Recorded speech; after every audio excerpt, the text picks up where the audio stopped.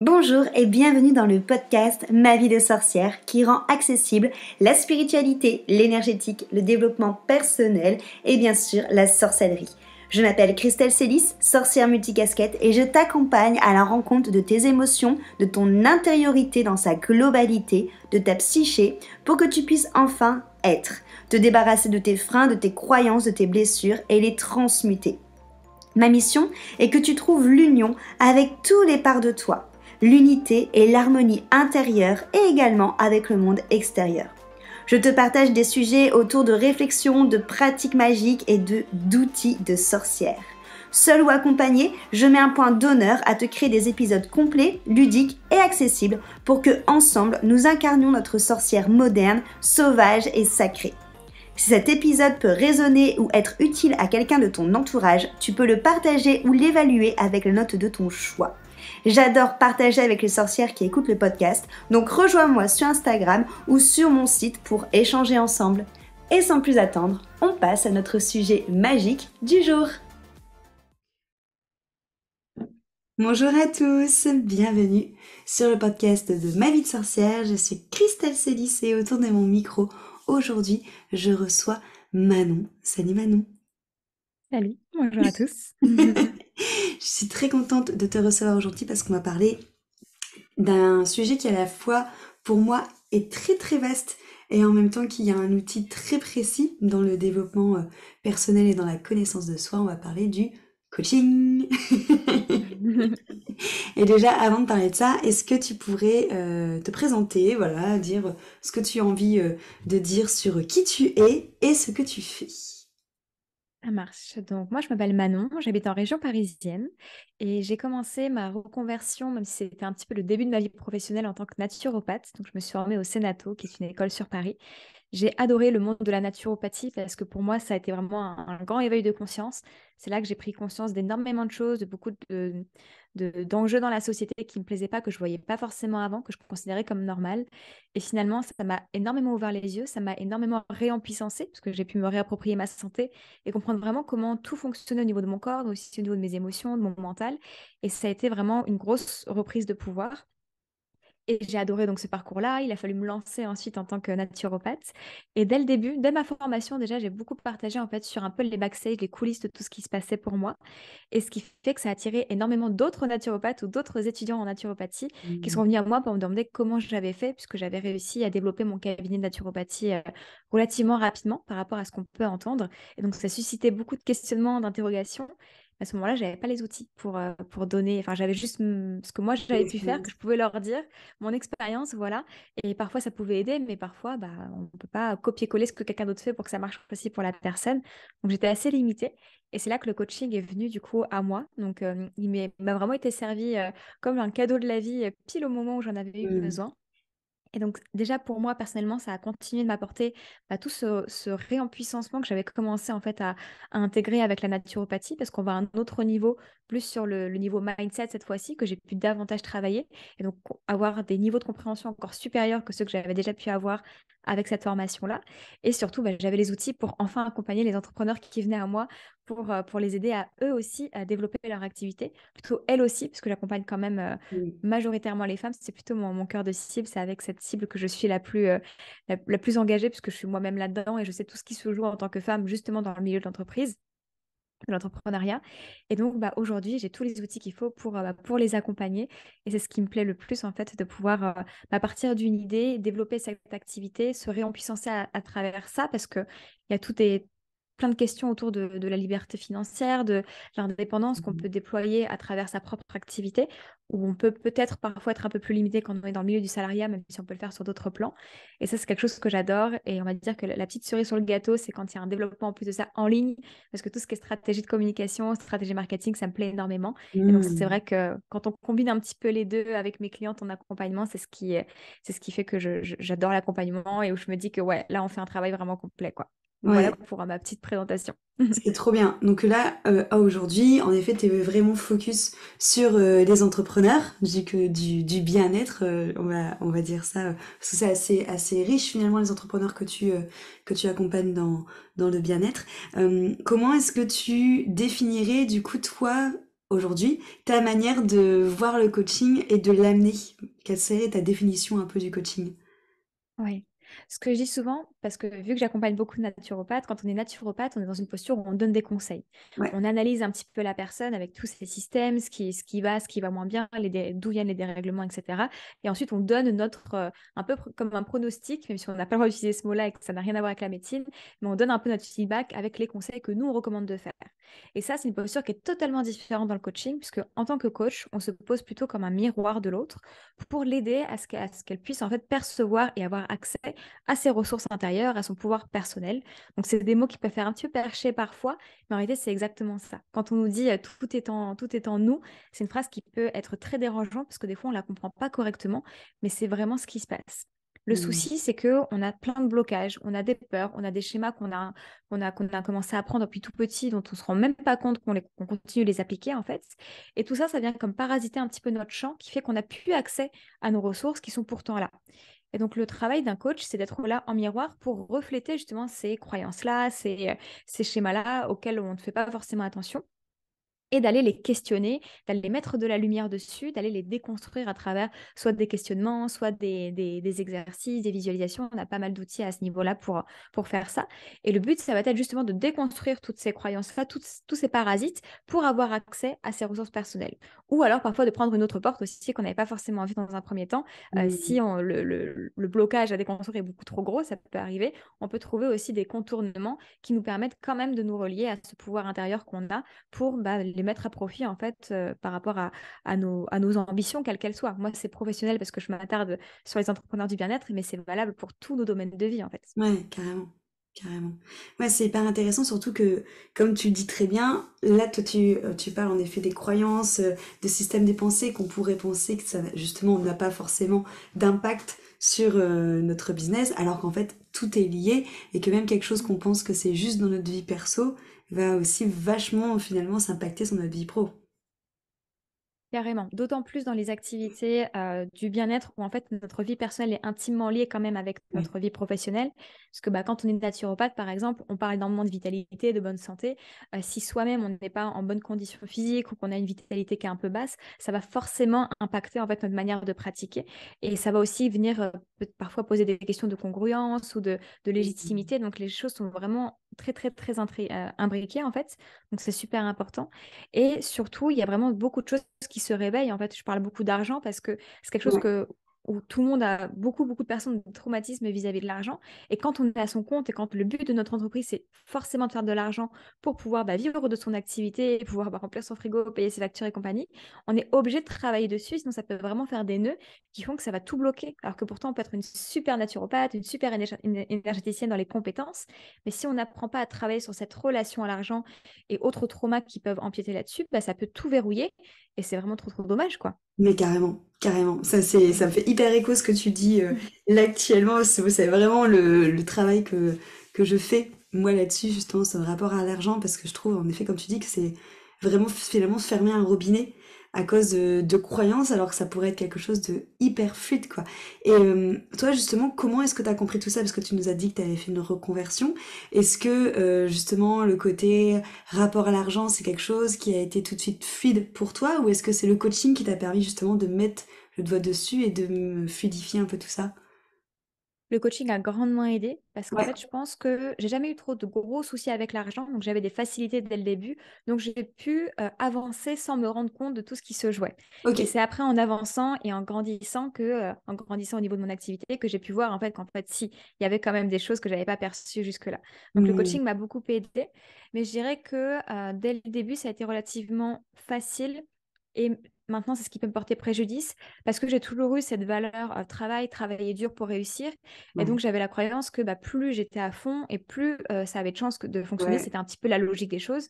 Et donc, j'étais dans ce schéma-là. Et ça s'est confirmé, j'ai travaillé beaucoup. Et c'est ça, je pense, qui a fait que ça a bien marché aussi. Donc, Hmm, dans ce sens-là, ça ne m'a pas bloqué au début, puisque j'avais une croyance qui n'était pas forcément bonne, mais qui m'a été utile pour démarrer. Et ensuite, j'ai pu voir la limite de cette croyance, Ouais, justement, vis-à-vis de l'argent, du fait que bah, mon énergie, elle n'est pas illimitée, que mon temps n'est pas illimité non plus, que c'est même si ça c'était limité, c'est peut-être pas la manière dont j'ai envie de vivre c'est tout ça. simplement ma vie. Et bah, là, tout de suite, ça a reflété énormément de choses par rapport à l'argent parce que bah, ça déconstruisait un petit peu mon système de croyance de si je veux réussir et avoir du temps et avoir de l'énergie, bah, ça va être compliqué en fait, parce que pour moi, j'ai besoin de sacrifier un petit peu ces deux-là pour pouvoir gagner de l'argent. Donc, comment je peux faire pour avoir une vie abondante tout en gardant mon temps et tout en gardant mon énergie? Donc, tout ça, Carrément. ça a remis pas mal de choses en circulation que j'ai dû travailler. Et là, le coaching m'a aidé à prendre conscience de tout ça. Alors qu'avant, c'était la logique des choses de bah, si je veux réussir, je travaille beaucoup et bien sûr que ça va fonctionner. Mais Mais ouais, j'étais pas allée plus loin, quoi. carrément. Franchement, ouais, ça, justement, tu parlais de miroir tout à l'heure, là, tu me fais miroir de ouf. Parce que là, on vient de déménager, du coup, enfin d'emménager plutôt avec mon copain, et je me suis rendu compte qu'au mois de mars, vu que j'étais beaucoup dans les cartons, les travaux et tout ça, j'ai pas du tout travaillé, enfin beaucoup, enfin j'ai travaillé, mais beaucoup moins que d'habitude. Et j'ai aussi cette croyance de il faut travailler beaucoup pour mériter de gagner sa vie. Et je Ouais, me c'est suis ça. rendu compte au mois de mars en me disant, bah merde, en fait, j'ai pratiquement pas travaillé, et au final, bah l'argent est rentré comme n'importe quel mois auquel je bosse comme une acharnée, tu vois. Et quand je me suis rendu compte de ça, il y a eu un côté de moi où je me suis dit, mais c'est trop cool! Et à côté de moi, je me suis dit, panique, tu vois, en mode, oh mon Dieu, j'ai Ouais. ralenti, ça veut dire que les mois prochains, ça va ralentir. Et du coup, c'est hyper intéressant, en effet, de se rendre compte de ça, parce qu'on est tellement, comme tu dis, imbriqué dans cette notion de, il faut faire tant d'heures, même depuis l'école, en fait, il faut travailler Mm. beaucoup pour pouvoir avoir des bons points, des trucs comme ça, que du coup, il n'y a pas cette croyance, alors que c'est vachement à la mode, de cette côté slow, tu sais, de travailler finalement peu d'heures mais hyper efficacement et d'avoir bah, finalement du temps pour soi, de l'énergie et de pas tomber dans le burn-out ou dans être focus que sur sa vie pro quoi. Donc Mm. c'est hyper intéressant parce que c'est encore quelque chose à mon sens qui va à l'encontre de ce que la société nous dit en fait. Nous C'est parle. ça. Parce que cette croyance de slow, elle prend de plus en plus de place. On la Ouais, voit justement, et je ouais, pense que dans les années à venir, elle va prendre encore plus d'ampleur. Et moi, je sais que je la crois, vrai, je crois que ce système de vie est possible. Mais il y a tellement de choses, oui, comme tu dis, qui sont sociétales depuis des années, voire des décennies, qui sont imprimées, puis des loyautés familiales aussi par rapport à tout ça, carrément. qui fait que c'est pas si facile d'en sortir, alors que même on en a conscience Ouais, que c'est pas un schéma qui est sain pour nous, quoi. Donc, il y a ouais. vraiment beaucoup, beaucoup de choses à déconstruire, même quand c'est arrivé à notre niveau de conscience que c'est pas la seule et unique manière de faire, quoi. Mais oui, oui, carrément. Et puis derrière ça, c'est vrai qu'il y a encore plein d'autres croyances qui peuvent se cacher aussi, parce que comme tu dis, t'as parlé de loyauté, il y a un peu cette notion de qui je suis moi, entre guillemets, pour moins travailler et gagner autant que, par exemple, ma famille précédemment. Il y a aussi la peur du regard de l'autre par rapport au côté d'être légitime, tu vois, Enfin, je pense par exemple à la croyance de se dire, oh ouais, mais bon, si je me lève pas à telle heure, qu'est-ce qu'on va penser que je fais de tel prix, du coup, tu vois, il y a une notion aussi un peu de légitimité au syndrome de l'imposteur. Et Mm. c'est hyper intéressant de voir tout ce qui est collé, en fait, finalement aussi à cette notion de devoir travailler beaucoup pour mériter. Et la notion de mérite aussi, qui est très Oui, personnelle, au final. Enfin, ouais, personnelle. Qui est par carrément. rapport aussi à ce que la société nous dit. Alors qu'en fait, on mérite tous, à notre, par rapport à ce qu'on donne, à de recevoir, quoi, tout simplement. Ouais. Et toi, justement, du coup, au niveau de ta reconversion, donc, est-ce que tu peux nous parler un petit peu de comment ça s'est passé pour toi, pour justement passer le pas? Parce que c'est quelque chose qui demande aussi beaucoup de courage de se reconvertir déjà en naturopathie, où en effet c'est un métier du bien-être, où c'est pas encore, ça commence à devenir populaire, mais ça reste encore des choses qui sont pas forcément reconnues. Et en plus sortir du salariat à venir entrepreneuse. Comment t'as fait toi pour passer le pas? Quel a été ton déclic? Alors moi, c'était un peu particulier parce que c'est une reconversion et en même temps pas tant que ça, parce que c'est Ok. quand même le début de ma vie professionnelle, dans Ouais. le sens où j'ai commencé par des études de médecine. Donc, j'ai fait ma première année, j'ai doublé ma première année comme ce qui se fait souvent et j'ai pas pu aller jusqu'au bout. Et donc là, il a fallu en fait que je me pose des questions de qu'est-ce que j'allais faire. Et c'est Hmm. pile à ce moment-là, pendant cette deuxième première année, du coup, que j'ai pris conscience de pas mal de choses au niveau écologique, au niveau éthique, avec tout ce qui est éthique animale notamment. Et c'est là que j'ai ouvert les yeux en fait sur le monde. J'ai vu une autre réalité que j'avais pas perçue du tout jusqu'avant, jusque-là plutôt. Et bah, je me rendais compte qu'il y a plein de métiers en fait que je me fermais parce que je me voyais pas faire de travail dans la restauration parce que à ce moment-là c'était impossible pour moi de cuisiner, d'apprendre à cuisiner du poisson, de la viande ou quoi que ce soit. Travailler dans la mode alors que je suis du genre à tout acheter de seconde main et plutôt minimaliste, ça me paraissait inconcevable. Enfin, en fait, je voyais toutes les portes se fermer. Je me disais mais mince, qu'est-ce que je vais pouvoir faire de ma vie? Ouais, c'est ça. c'était vraiment compliqué. Je me dis, mais là, il y a plein de choses que je ne peux plus accepter, donc qu'est-ce que je fais en fait? Hmm. Et c'est là qu'on m'a parlé de la naturopathie pendant l'été de cet été-là, je crois, où en fait on a mis des mots sur ce que je recherchais en fait à travers les études de médecine. Puisque moi j'ai toujours été attirée par ce côté d'aide, d'accompagnant, de santé, de comprendre ce qui se passe à l'intérieur de mon corps, etc.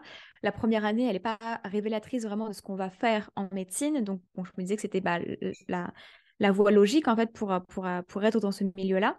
En Hmm. fait, pas du tout. Et quand on m'a parlé de la naturopathie et de ce en quoi ça consistait, et qu'en plus ça englobait toutes les valeurs que je commençais en fait à nourrir suite à toutes ces prises de conscience, bah ça a vraiment fait tilt en fait dans ma tête en me disant bon bah en fait s'il y a quelque chose qui existe et ça coche vraiment toutes les cases. Donc la naturopathie c'était parfait. Le souci, c'est qu'effectivement, c'est un métier qui n'est pas encore reconnu, qui est par des voies transverses, avec des écoles privées qui sont relativement chères. Le Sénato, moi, j'avais dû payer 11 000 euros, plus tous les annexes qui ne sont pas Oui. pris en compte à l'inscription. Et du coup, c'est comme ça que j'ai commencé à travailler pour payer mes études, en fait, puisqu'à cette époque-là, Ok. je vivais encore chez mes parents, parce que j'ai commencé mes études, enfin, j'ai commencé mon inscription, j'avais 19 ans, et ma formation, je vais avoir 20 ans, à peine 21 ans quand je l'ai Oui. commencé. Et donc, j'ai commencé à travailler pour économiser et payer cette école-là. Et c'est là que je me suis prise au jeu du salariat parce que j'ai beaucoup aimé l'endroit dans lequel je me suis installée en tant qu'employée.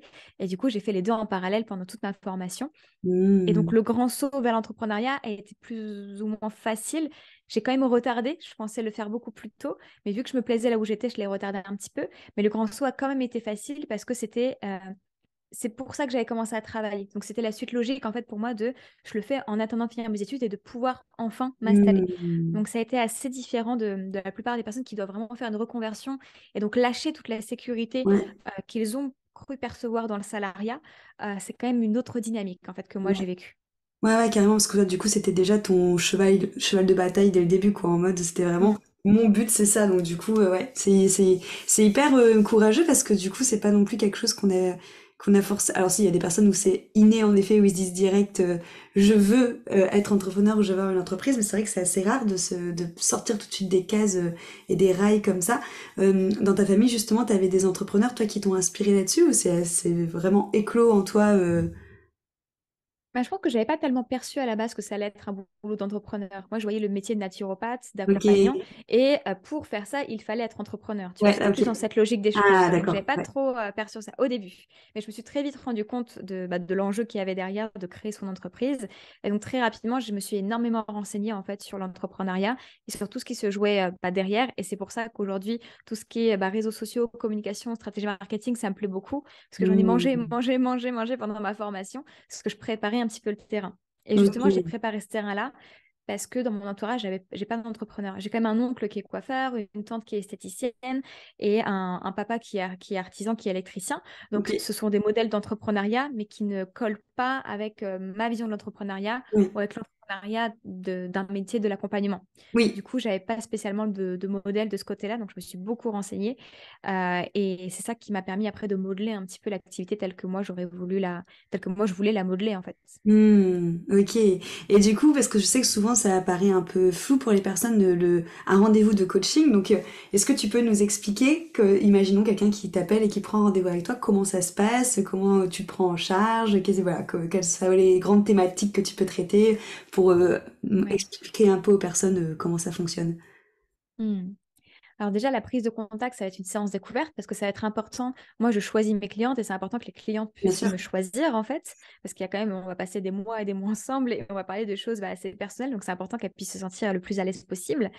Et donc, pendant cette séance découverte, c'est une séance un peu hybride parce que mon but, c'est vraiment de tout mettre à plat au niveau de qui elles sont, de leurs problématiques, de leur activité, de leurs projets, de leurs aspirations, pour que je puisse avoir une vue vraiment 360 de qui elles sont et de leurs projets, pour que je puisse extraire un peu les grands objectifs et les axes de travail qu'on va pouvoir travailler après, pour que je puisse vraiment les connaître dans les moindres recoins et vraiment savoir de quoi je parle quand après on pourra rentrer dans le vif du sujet. Donc, cette séance-là, elle est plus vraiment une séance découverte pour qu'on se découvre et il n'y a pas tant de coaching dedans, même si forcément, je vais devoir poser quelques questions Bien de sûr. coaching. Donc, on va pouvoir voir mon approche, mais ça reste bien plus en surface que ce qu'on fait en séance, où en séance, on est focalisé sur un sujet particulier qu'on va creuser, creuser, creuser, creuser pour Hmm. voir jusqu'où ça peut nous mener. Donc la séance découverte est un petit peu à part, mais elle est obligatoire pour que je puisse avoir toutes les informations en ma possession pour après être la meilleure coach pour ma cliente. Ensuite, une séance de coaching à proprement parler, donc qu'il y a au sein de mes accompagnements, on part toujours de ce que la cliente apporte. Parce que la cliente, elle évolue chaque jour, elle vit, elle expérimente dans son activité, elle va passer par des émotions parfois challengeantes ou des challenges tout court. Et donc, c'est ça qu'elle va m'apporter en début de séance avec un petit débriefing de comment ça se passe pour toi, qu'est-ce qui s'est passé ces derniers jours. Donc là, le sujet émerge en général assez facilement. Mm. Et on part de là.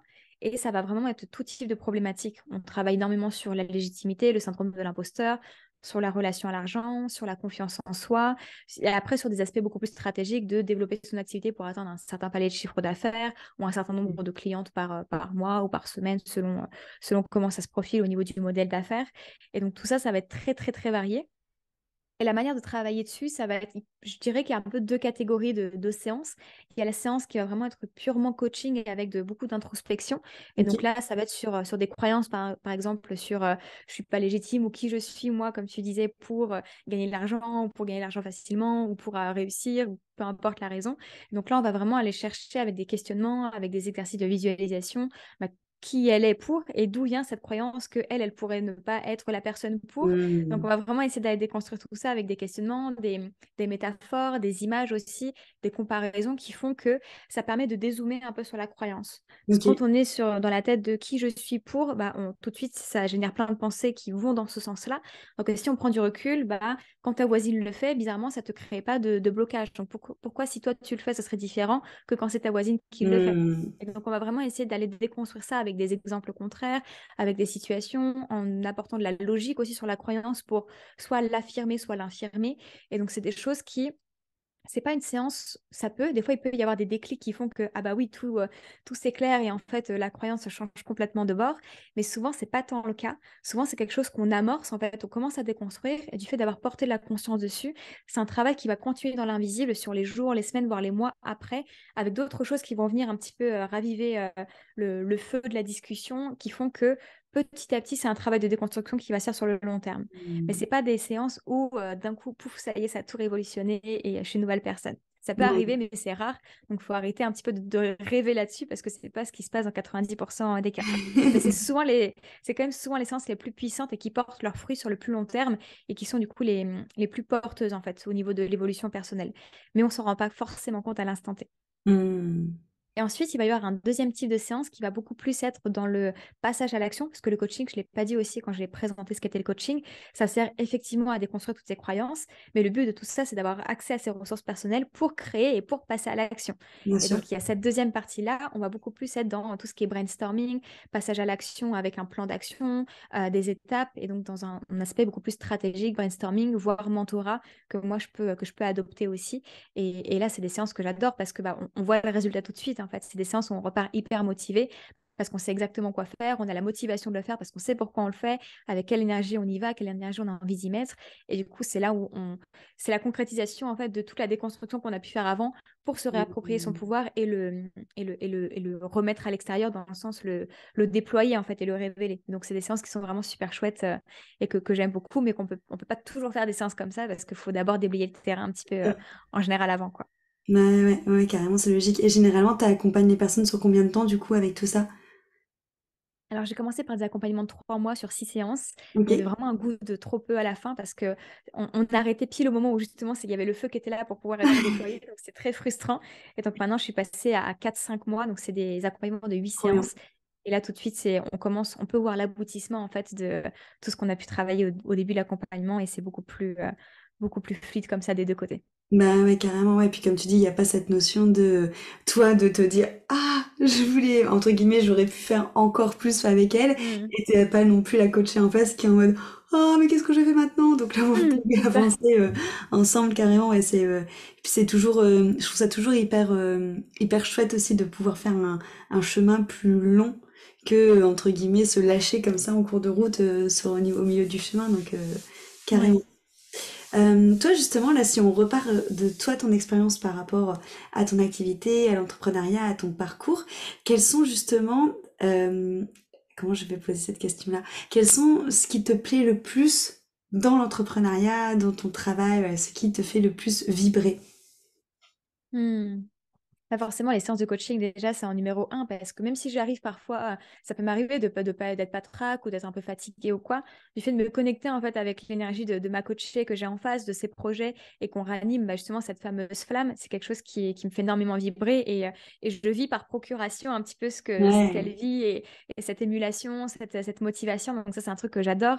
Et plus je vois mes clientes évoluer en fait, et plus ça me fait vibrer parce que c'est un petit peu l'objectif en fait de ce coaching-là. C'est pas juste du coaching pour travailler et gagner ma vie. C'est aussi parce qu'il y a un message derrière de vouloir empuissancer les femmes, de pouvoir changer notre société. Et je sais que ça passe par des métiers comme le mien, par des métiers comme ceux de mes coachés, et que plus elles réussissent, et plus ça sert aussi ma vision à moi, tu vois. bien sûr, Donc c'est quelque chose carrément. qui est vraiment de l'ordre de la co-création et qui, ça, moi, me fait énormément de bien parce que je crois que c'est la solution, c'est un petit peu le médicament, l'antidote à l'anxiété que je peux avoir vis-à-vis du monde, vis-à-vis du futur, Mm. de tout ce qui se passe au niveau environnemental.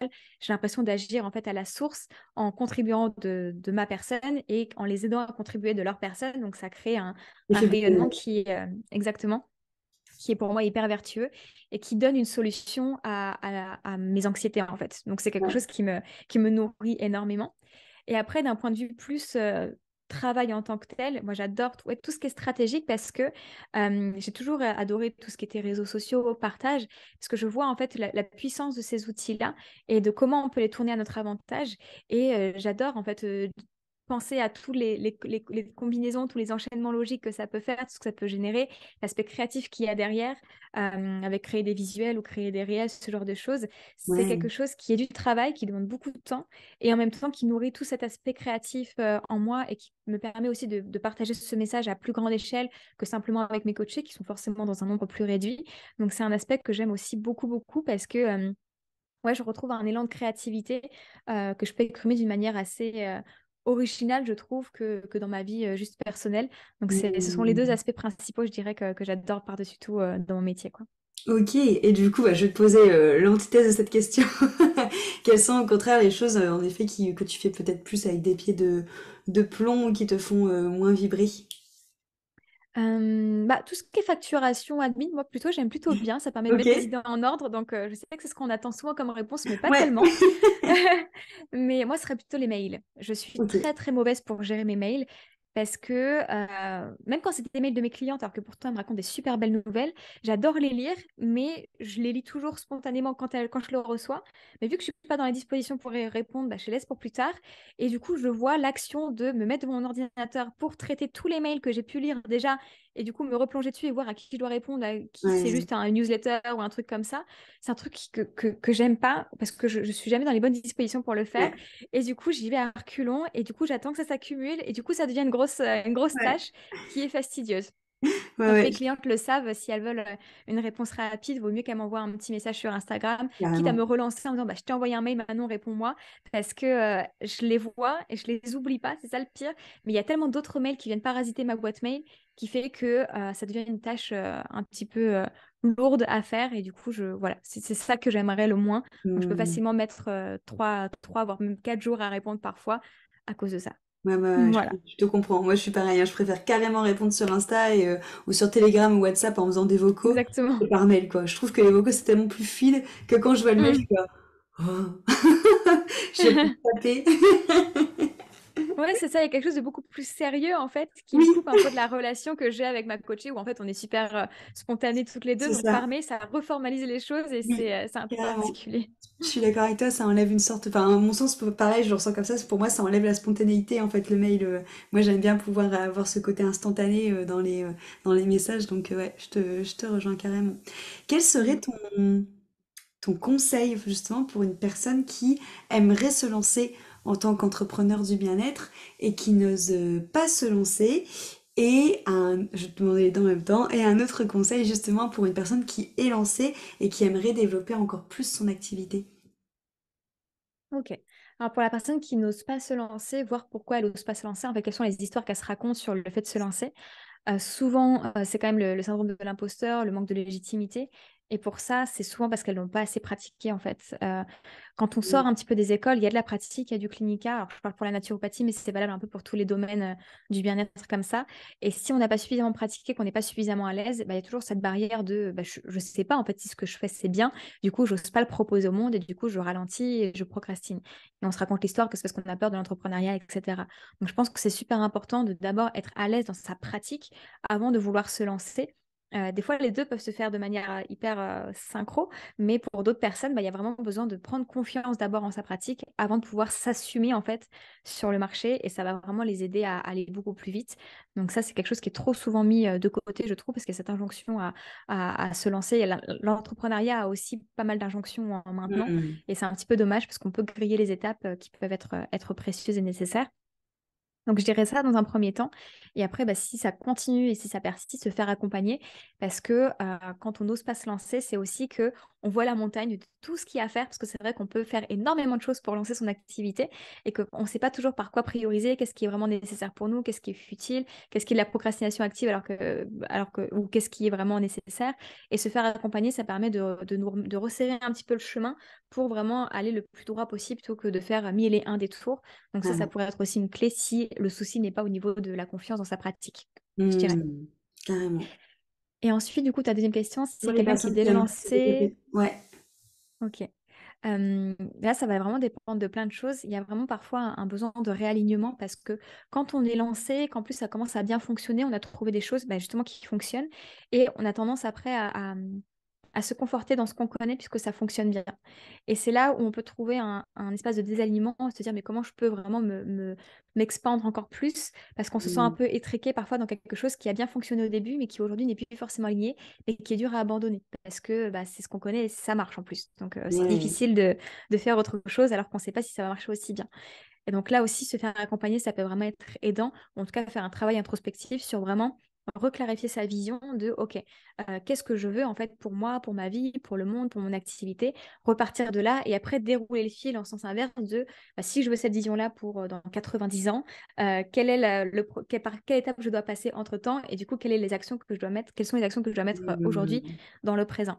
C'est quelque chose que j'aime beaucoup faire parce que là, on repart vraiment de ces désirs profonds et pas de il faudrait que je fasse si à ce stade-là de mon activité ou quoi ou qu'est-ce. Et on part vraiment de nous. Et là, je trouve ça vraiment plus intéressant. Carrément. Mais c'est pas toujours confortable parce qu'il faut assumer après de vraiment bah, faire ce qu'on a vu qu'on devait faire, quoi. C'est ça met face aux responsabilités, carrément. Mais du coup, c'est comme tu Mm. dis, en fait, tu les fais revenir à leur envie plutôt qu'à leurs besoins, quelque part, ou parce qu'on fait par il faudrait ou par nécessité. C'était ça le mot que j'ai cherché. Voilà, c'est plus ça. Parfois, il y a besoin, il faudra aussi jouer avec la réalité d'aujourd'hui parce que Bien bah, sûr. on vit pas dans un monde de bisounours où on n'a aucune pression financière parfois ou quoi. Carrément. Donc parfois, il faut composer avec des éléments de contexte qu'on ne peut pas forcément maîtriser. Mais c'est important quand même de ne pas perdre de vue vers quoi on veut aller parce que sinon, c'est très facile de se perdre en fait justement dans les actions qu'on fait pour dealer notre contexte et de laisser les mois filer, voire les années filer et on passe Hmm. à côté de notre vie en fait. Donc il y a Ouais. des moments où peut-être qu'on n'a pas forcément le choix ou en tout cas, ça doit être un choix conscient, mais un choix temporaire, tu vois, de faire en sorte de sortir de cette roue infernale où pour l'instant, c'est le contexte qui guide un petit peu ma vie, quoi. Ouais, c'est hyper intéressant ce que tu dis là, ce que tu partages, parce que c'est vrai que pourtant, tu vois, moi je suis dans tout ce côté justement développement personnel, spirituel et tout ça, mais je trouve que des fois, il y a un peu une ambivalence en tout cas qui se joue dans cette notion justement où tu sais que c'est possible par exemple de travailler, bah, comme on disait tout à l'heure, par exemple si on prend l'exemple slow, de gagner plus, ou tu sais que c'est possible de, si ça te fait vibrer et d'écouter que tes envies, que ça va fonctionner, mais comme tu l'as dit aussi, il y a ce côté où t'es tiraillé en mode bah il faut pas non plus oublier la société et du coup ce qu'il faut faire pour Mm. pouvoir bah, répondre à ses responsabilités. Et je trouve que parfois c'est dur en effet bah, de trouver finalement cet équilibre entre les deux. Tu vois, de Ouais. pouvoir à la Mm. fois écouter bah, ce qui nous fait vibrer et envie, surtout quand on sait que c'est possible de pouvoir le faire, et en même temps bah, voir ce qu'on attend entre guillemets un peu de nous et voir comment est-ce qu'on se positionne par rapport à ça, quoi. Ouais, c'est ça demande vraiment une prise de recul en fait et de choisir ce qu'on fait justement en lien avec tout ce qui est sociétalement attendu Ouais. et de le faire, plus de le voir comme quelque chose qui va nous aider au contraire à s'en libérer, plutôt que quelque chose qui nous emprisonne et qui nous enchaîne pour nous empêcher de faire ce qui nous fait vraiment kiffer, quoi. Donc c'est vraiment un changement de perspective finalement, je pense qu'il faut adopter dans ces moments-là. Ouais, ouais, carrément. Plus le voir comme une marche qui te permet de monter plutôt que comme des chaînes qui te, qui t'empêchent Mm, d'avancer, quoi. Ouais, c'est ça. carrément. Trop cool. Et du coup, si justement une personne a envie de prendre contact avec toi ou de travailler avec toi, comment est-ce qu'elle fait pour te retrouver? Où est-ce qu'on peut te suivre? Bah, le plus simple, c'est peut-être sur Instagram, parce que je suis assez active dessus. Puis dessus, il y a toutes les informations pour prendre une séance découverte avec moi ou pour voir mes autres offres, comme les ateliers que je propose assez Ouais, régulièrement. Donc, c'est un peu the place to be, parce que moi, j'y suis très présente. Et sinon, bah, si le format audio, justement, podcast, comme on fait aujourd'hui, ouais, vous plaît, bah, j'ai aussi un podcast qui s'appelle Oser rêver grand, où je sors des épisodes concernant l'entrepreneuriat, mes ouais. retours d'expérience, et où j'interviewe aussi d'autres entrepreneurs qui ont réussi pour justement essayer de décrypter comment elles ont fait. Parce que bah, moi, j'ai pu donner ma méthode ou mon chemin à moi, mais plus vous allez voir des chemins différents et plus ça pourra vous inspirer pour créer le vôtre, plutôt que de Carrément. dupliquer, comme on disait au tout début, des méthodes qui ne fonctionnent pas forcément quand c'est pas individualisé. Donc, j'aime bien aller creuser le parcours de chacune pour déceler les bonnes clés et celles qui peuvent nous servir et celles qu'on aura envie de laisser de côté parce que ça ne nous parle pas. Ouais, carrément. C'est vrai que je vous encourage à aller écouter le podcast parce que moi je l'écoute et je l'aime beaucoup. Je trouve qu'il est très inspirant justement quand on est dans Merci. l'entrepreneuriat. Génial. Merci Manon pour tout ce partage. Est-ce qu'il y a quelque chose d'autre que tu as envie d'ajouter, un mot, un conseil ou une information en plus? Bah, c'est un petit peu le mojo de mon podcast, mais oui, autorisez-vous à rêver grand. Je pense que c'est ça en fait qui plombe beaucoup nos ambitions et notre réussite, c'est qu'on se résigne, contente, oui, on se contente d'une réalité parce qu'on l'a toujours vue telle quelle. Et en fait, moi, ce qui m'a vraiment aidé à me déployer et à oser rêver grand, c'est justement de m'autoriser à rêver grand et à Ouais. voir d'autres possibles en fait, et d'y croire. Parce qu'avant, je pouvais les voir comme des rêves utopiques. Maintenant, je le vois comme une réalité possible vers laquelle je peux vraiment aller si je m'en donne les moyens. Et ça a Mm. tout changé parce que ça m'a permis vraiment de donner du sens à ce que je fais plutôt que de rentrer dans le moule de la vie parfaite qu'on nous met sous le nez depuis des années. Et c'est dommage parce que ça ferme énormément de portes. Donc, Carrément. autorisez-vous à rêver grand. Mais oui, oui, puis comme tu dis, en fait, finalement, de le voir comme quelque chose de possible, tu le fais changer de dimension. Donc, Mm. plutôt que de le laisser dans un truc nébuleux, bah, tu le mets dans la matière, quoi. Exactement. Trop cool. Merci beaucoup pour cet échange, c'était chouette. Ouais, merci beaucoup à toi. C'était des super questions, un super chouette moment. Donc, je suis trop contente d'avoir partagé ça avec toi. Trop bien. Vous pouvez du coup rejoindre Manon. Je vous mettrai toutes les petites infos dans la description du podcast ou de la vidéo si tu regardes ça sur YouTube. Et merci beaucoup Manon pour cette belle échange. Merci à tous pour votre écoute et à très très vite. Bisous Manon. Bisous.